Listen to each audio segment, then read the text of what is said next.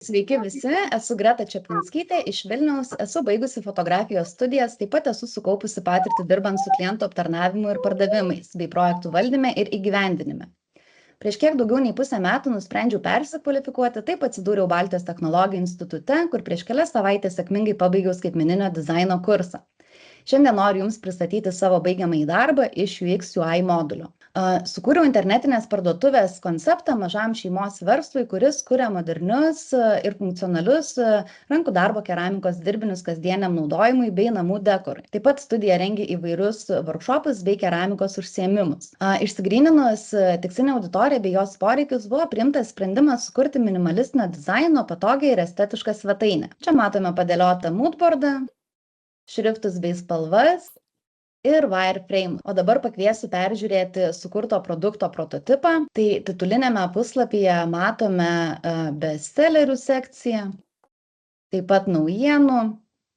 Turime visą kategorijų sekciją, kategorijas taip pat galime pasiekti viršutinėje meniu juostoje esančioje parinktyje. Turime kolekcijos skiltį, čia matome daugiau nuotraukų ir trumpą aprašymą, o jeigu norime apie kolekciją pasiskaityti plačiau, keliaujame tiesiai į jos puslapį, kur matome išsamesnį aprašymą bei visas kolekcijai priskirtas prekes. Toliau turime keramikos užsiėmimus.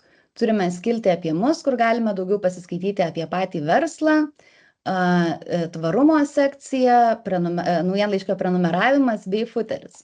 O dabar keliaukime į kategorijos puslapį.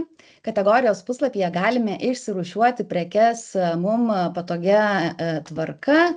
Taip pat galime išsifiltruoti produktus pagal norimas kategorijas, kolekcijas, medžiagas, glazūrą arba spalvas.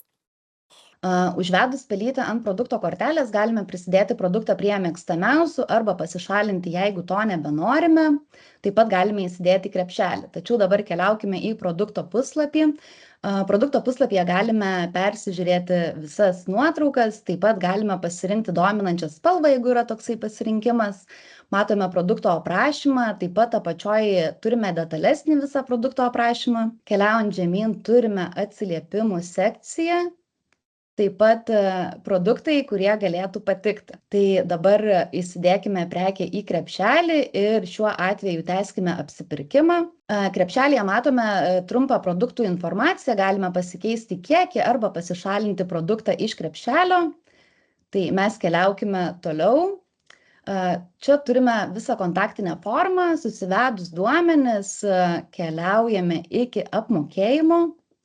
Ir apmokėjimo puslapyje pasirenkame, ar norime apsimokėti kreditinę kortelę ar PayPal'u, vėlgi susivedame visą informaciją, jeigu turime nuolaidos kodą, jį dar čia galime pritaikyti, tačiau šiuo metu mes keliaukime ir užbaikime užsakymą. Tai mane surasti galite LinkedIn'e, susisiekti elektroniniu paštu, o pilną darbą peržiūrėti mano Behance paskyroje. Tai ačiū už dėmesį ir gražios dienos.